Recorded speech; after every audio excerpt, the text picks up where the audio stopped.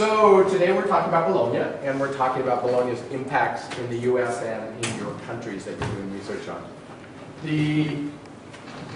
I want to underscore that what we're not doing is trying to make you experts on Bologna or pretend that I'm an expert on Bologna. It is a huge topic, and if you've been playing on the web trying to find out stuff, you'll find that you're pushed links to one site after another, and there must be hundreds of thousands of pages out there on the Bologna process. So it's very complicated. It's partially complicated because it's dealing with 47 different countries, and each country's own implementation of this process. So, it's going to be challenging. What we want you to get a sense of is the Bologna process and its complications and where to get more information. So, we're not going to be the expert, you're not going to be the expert. We're not providing detailed training on this, we're just giving you an overview and to sort of give you a sense of how you can apply it and where you can go for more. What I'd like to do before we go any further is kind of catch up with where we were last week. What's been going on in international/cross-border education in nations around the world. So speak loudly because you're being recorded, or don't speak if you don't want to be recorded.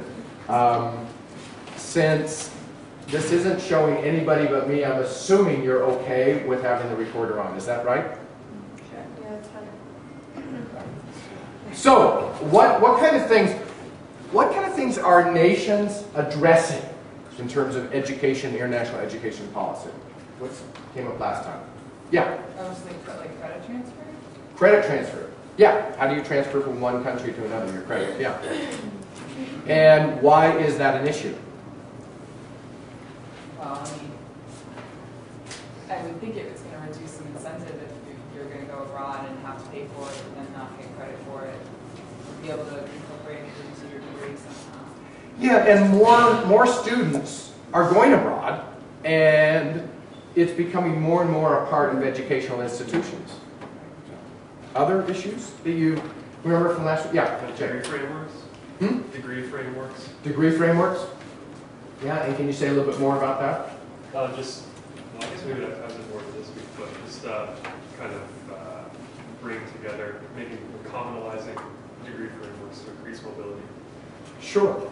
Yeah. So what do we do to facilitate mobility? And one of them is having similar degree frameworks.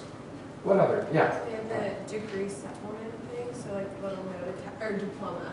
Diploma So supplement. they have the little note attached to the diploma, saying like what you've done and where you studied. Yeah, and that's specific to Bologna, and that's important because of this. But I'm thinking about our conversation last week as well, when you were talking about the countries we were talking about, when we were talking about internationalization globally. What are some other things that are going on? Yeah, Jamie. Brain gain and brain drain. Brain gain and brain drain. Absolutely. And concerns about, what if we lose our intellectual capital? And where does it go? So, what else? Yeah, curious. Language being an issue for, for example, I read about Japan, so not having the expertise in-house, or even if English should be taught as the universal language. Yeah, and English is becoming more and more common, but then it requires a certain level of competence. Yeah, absolutely. Other things? Access? Access. Absolutely. Great little subcategory. And countries are dealing with this in their own ways, but who has access? And can we broaden access so that more people can take advantage of education? Not only education, but then international education, education cross-border. So those are the kind of issues that we're dealing with the nations are dealing with when we're talking about this. There are a lot of publications out there that look at this. ACE, NAFSA, and other organizations talk about three significant forces of change. Technology, globalization, and competition. That relates a lot to what we've been talking about and we'll come back. These are approached differently based on the different contexts. So Canada, the US, Western Europe are dealing with this in a sort of all-out kind of way, but other countries are dealing with it as well. So let's just talk a minute about those. Technology. Technology has made distributed, blended online learning possible on or off campus. If you don't come to a lesson, a class, what you used to do is go ahead and talk to someone who was there. They say, what happened? Now you can get on Moodle, you can get PowerPoints of the class, you can get on a forum and see what the discussion's about. Often classes are recorded like this. So teaching and pedagogy is a word I hate. Let me just put that out there and I'll explain that in a minute. But teaching and pedagogy and the role of faculty and students is changing. You know, I'm looking around this room. We have 1, 2, 3, 4, 5, 6, 7, at least 7 computers that I can see that are on. How does that change what's happening? I can say, okay, Jake, can you check and see what countries are in the European higher education area? And you can get onto that in a second. You can look up, you can follow along with... I'm old school. You're old school. All right, there we go. So there are lots of ways in which technology affects what happens in class. I can say, now, get into small groups and do some research on your country and look up this, and you've got the internet right there. It also happens that we've got low residency programs, we've got blended programs, we've got traveling programs. The group is going to Turkey. Technology affects that. You can prepare for Turkey technologically. The students who are going to Turkey from the low residency program can get tapes of classes, because those are generally taped, etc. So technology is huge. So is globalization. I know you've been talking about globalization in other classes, but here are some ways in which it affects what we're talking about here, and the ways it's led to things like Bologna. Exports of distance learning threaten traditional national systems. If we have a low residency program based here, and we have students in Jordan, China, Korea, Ghana right now, they could be going to local universities. But because there is a program based here, we are taking away those students, so it becomes a competitive kind of thing. Dominance of English language, we just talked about that. English only, English medium graduate schools. Intensifying competition across national borders. In Europe, since the founding, bless you, of Erasmus and some of those policies, students have been able to go across borders. So a program in the Netherlands and in Belgium might compete for the same student. It also increases the imperative to internationalize, to have an international or global dimension in programs. If a university is preparing students for the 21st century, obviously it has to have an international perspective. Europe has made a clearer commitment to internationalize than Canada and the US. Canada and the US tend to do it on a institution by institution basis. So we'll talk about that in a second. Competition, obviously student demand. Restructuring degrees in Europe, which we'll talk about, makes Europe more attractive. That's one of the reasons why the Bologna process came about. Also, the upsurge in corporate universities, whether it's the Motorola's and those kind of corporate universities, or the for-profit universities like the University of Phoenix. And there's also competition for faculty and funding sources. So these three trends are met by three basic strategies: partnerships and alliances, internationalization efforts, and policy frameworks. Partnerships and alliance. Obviously, there are partnerships and alliance for research. People want to put together multinational scholars from different countries, research teams to look at global issues.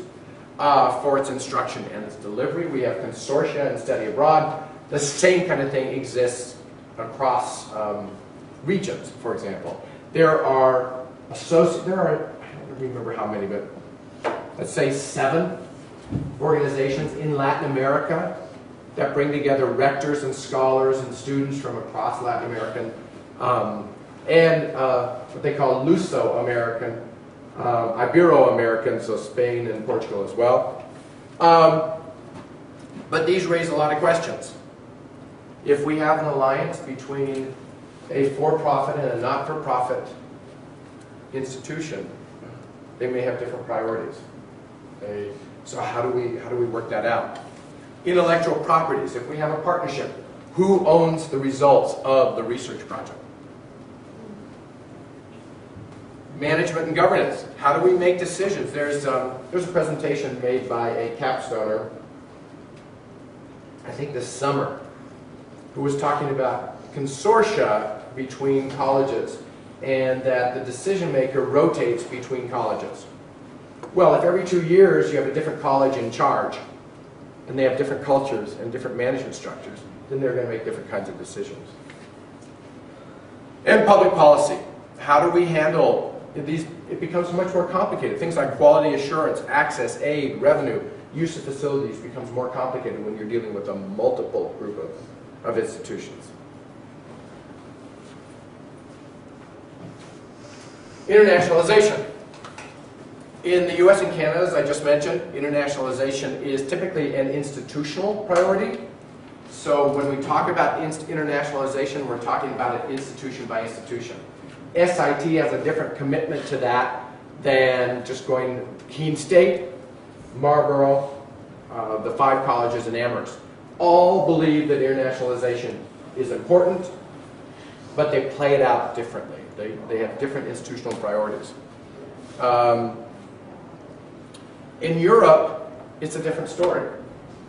While universities believe that, it's more driven at a national and regional level. And we'll talk a little bit more about that in a minute, but the idea is that there's such proximity, there's such interchange across borders, particularly with the European Union and the Schengen Agreement, which says people can cross borders easily, that it's a huge, internationalization is happening every day. And so the governments and the regional authorities are trying to kind of drive it. They want to build a mobile and multilingual workforce, not just the host country language and English, but workforces that speak multiple European languages. So the Bologna Process, the declaration, is a policy framework to promote internationalization. The Bologna Process, but also other internationalization processes, are looking at these kind of issues. And these came up a few minutes ago when I said, what's happening? Recognize coursework and degrees across institutional boundaries. Someone talked about frameworks. Developing joint degrees. A joint degree between, what did I read on Sprucel the other day? Germany and the US. There was a university in Germany and a university in the US who were developing a joint graduate degree. Coordinate curriculum planning. Promote vertical mobility so people can go from secondary to undergraduate to graduate easily. A common credit system, we talked about that a minute ago, so people's credits can transfer. We had a conversation the other day with the provost, and she said that she wants to change all S.I.T. Graduate Institute courses to 3 credits because they'll transfer more easily, because that's more common. So it's a question that we're looking at right here. Quality assessment. How do we know if we are going to affiliate with the European University of St. Petersburg? How do we know that the quality is going to be there? And so in Bologna, one of the additional activity strategies is to develop a common European core. You'll hear a little bit about the tuning process, which is where, and this is really interesting, the EU decides on key knowledge areas, let's say physics. And what they want to do is figure out what are the competencies that a graduate of physics at, say, an undergraduate level, a master's level, a doctoral level should have beyond just the content. What other kinds of competencies should they have? So what they've done is they've gone to students, employers, communities, and professors and asked them all, we'll come back to that in a minute, and develop a common list of competencies. Then policy frameworks, and we've talked a little bit about that. We're going to talk a little bit more in terms of Bologna. In terms of Europe mostly, some of the motivations were the disintegration of the communist bloc, so there's a lot more freedom and travel across borders.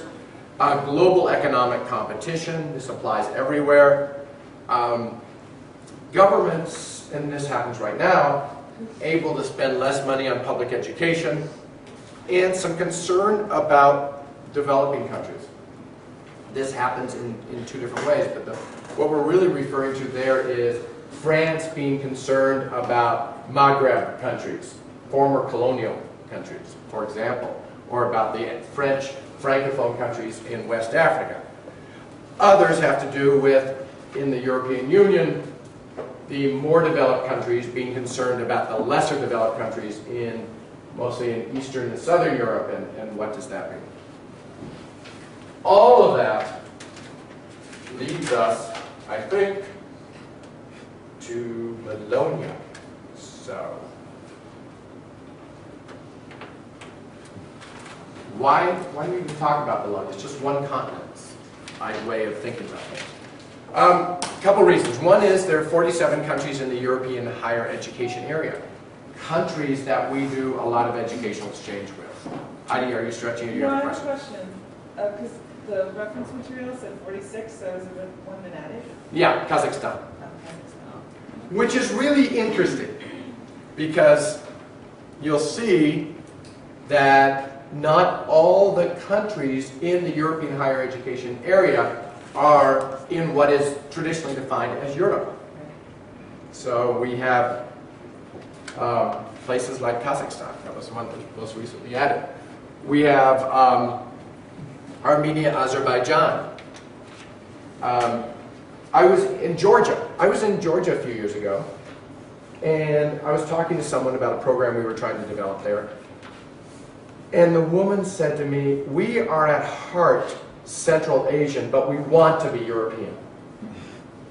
So it was that idea of who do you identify with? And so it's really interesting. How do you develop a common educational framework that goes from Kazakhstan to Ireland? Yeah. How do you deal with it? Yeah. What's the deal with Belarus? Belarus, I don't know. I did see an explanation for why they weren't part of it, but I don't remember what it is. I'll look it up very quickly. This was a couple of years ago, more than 49,000 graduate students from the European higher education area and near 34,000 undergraduate students are in the U.S. It's one reason why we should care about it. We have a lot of students. It's collectively the second largest group outside of India.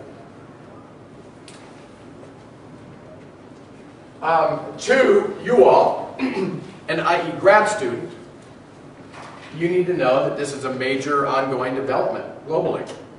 And it's going to affect educational institutions at all levels throughout the world. Simple as that, and we'll talk a little bit more about that. To an IE professional, it's going to present challenges and opportunities for campuses, U.S. campuses, and enrollment strategies. And here's some of the issues that we're going to be talking about in a minute.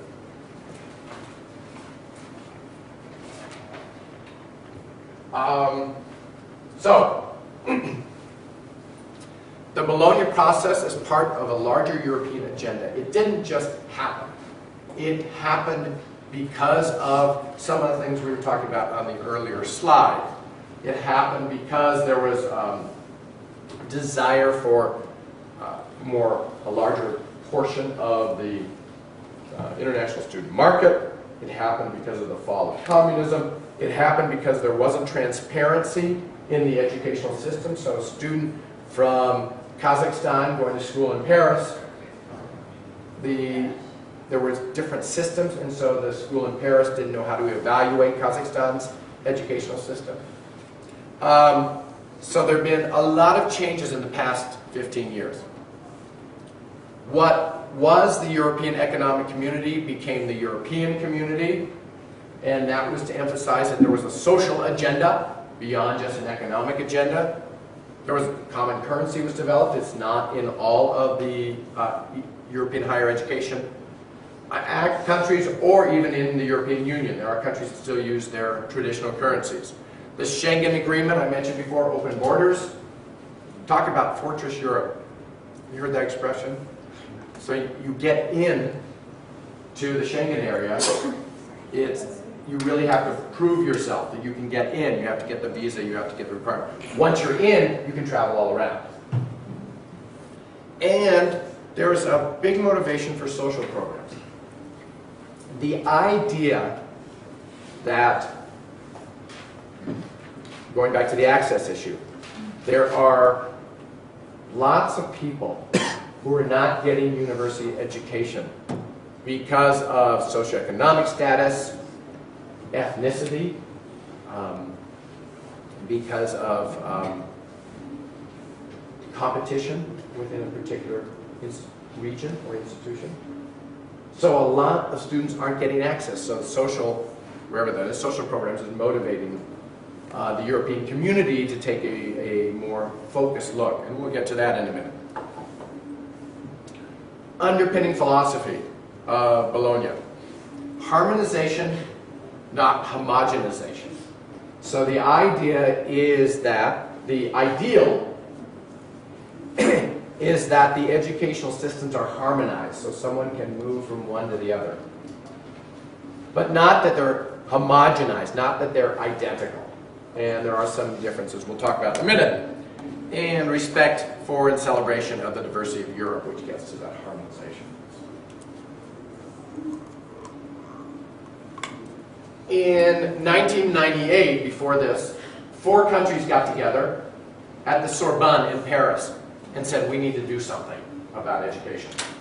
So they called a bunch more ministers together, ministers of education, and in 1999, they came to Bologna. It happened to be the 600th, I think, anniversary of the University of Bologna.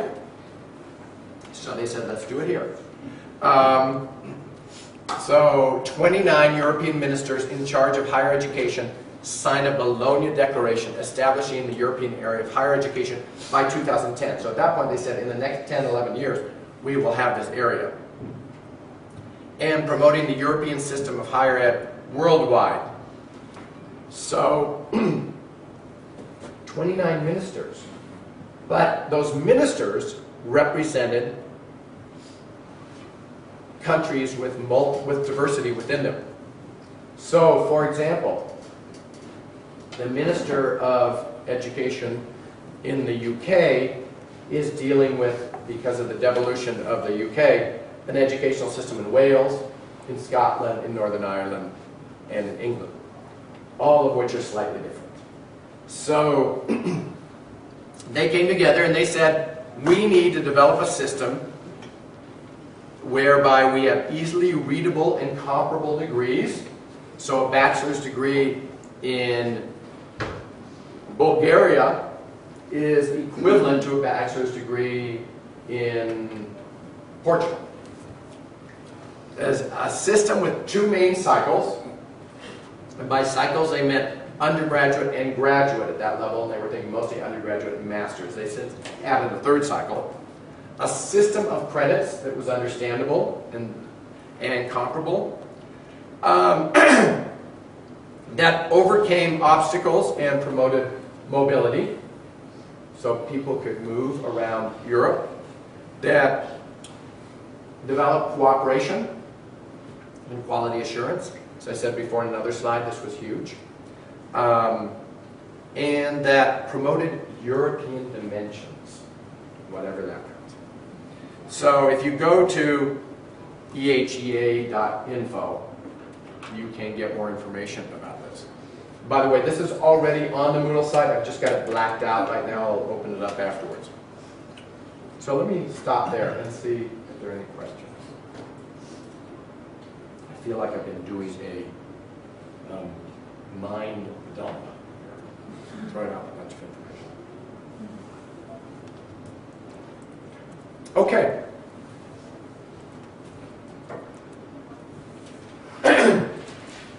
So what ended up happening is the creation of Bologna compliant degrees and a number of tools. These aren't Bologna degrees, but they're Bologna compliant, which means they're not identical, but they fall under the specifications of the ministers of education.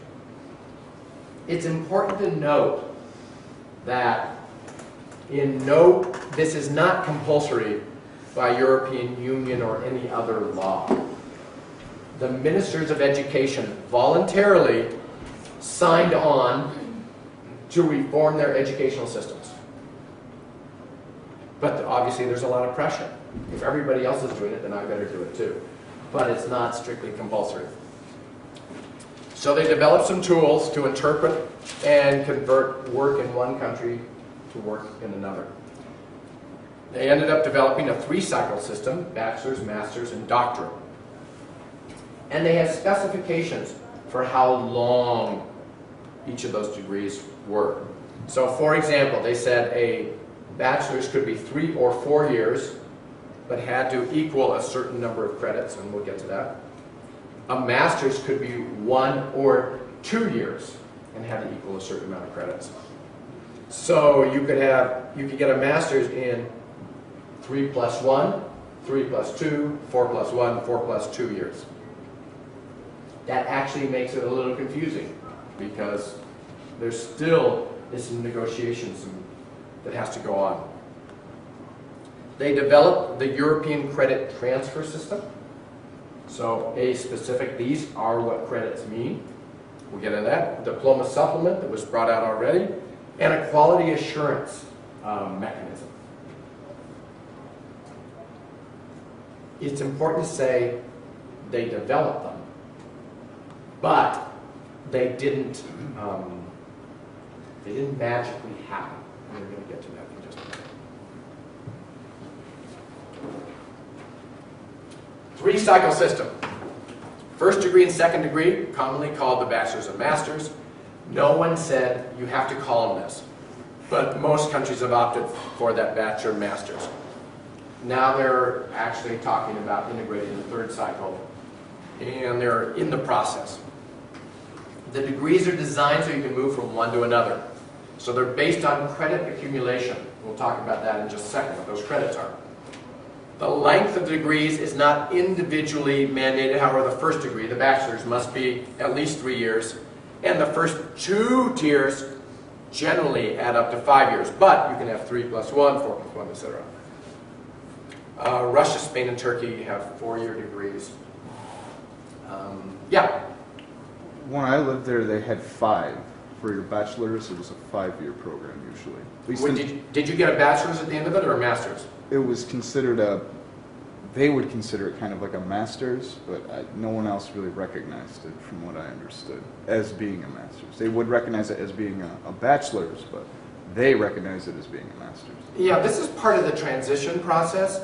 A few years ago, when I was running a program in Hong Kong, we had someone who got a 3-year degree in England. And it was to go into a graduate program. We said, how much can we, what can we accept? And we count this as a full degree. Now, there's every 2 years, there's a kind of redefinition. Now, you can be accepted into a 5-year program that's explicitly called 2 cycles and a master's in some parts of Europe, and I don't know if Russia is one of those. But what you're talking about is just the kind of issue they're trying to wrestle with.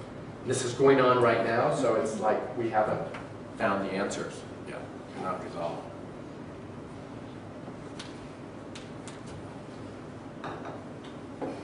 Okay, ECTS, European Credit Transfer System.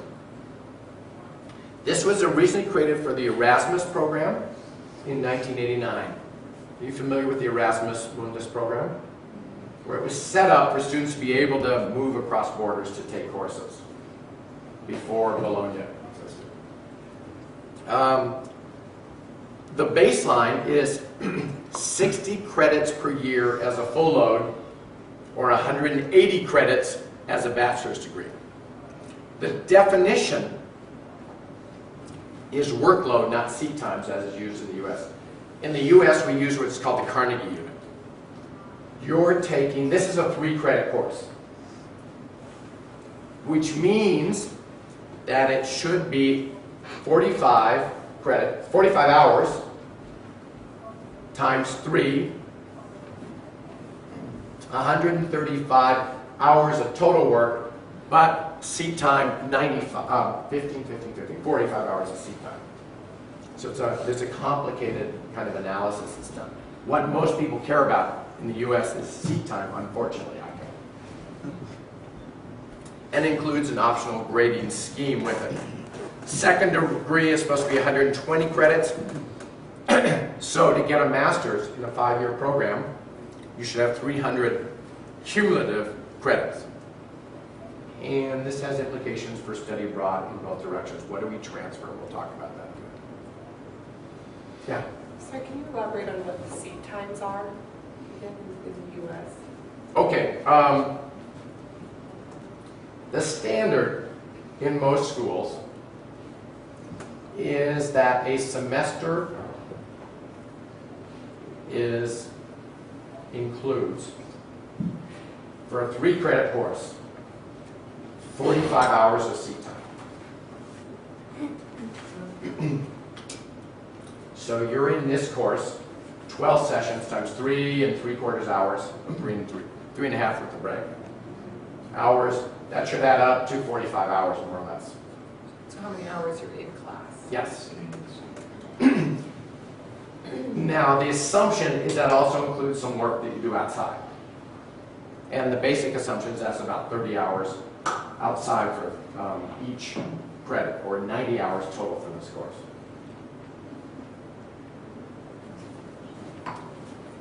I just had like a comment about this. When I studied abroad, when I was a junior for the semester abroad, I was in Scotland, and I guess this is how they sort of already had it in place, because for a full course load, I only had 2 classes, which met once a week. And we were in class for I had a class for 1 hour in the morning. So like I was never, ever, ever in a classroom. But then the workload outside of the classroom was outrageous. So. Yeah, so it kind of makes that equivalent. And if in Scotland that's one thing, in Greece it's another. It's supposed to be the equivalent amount of work, whether it's in class. We can just pause that for a second. You know, I think so. but it was here.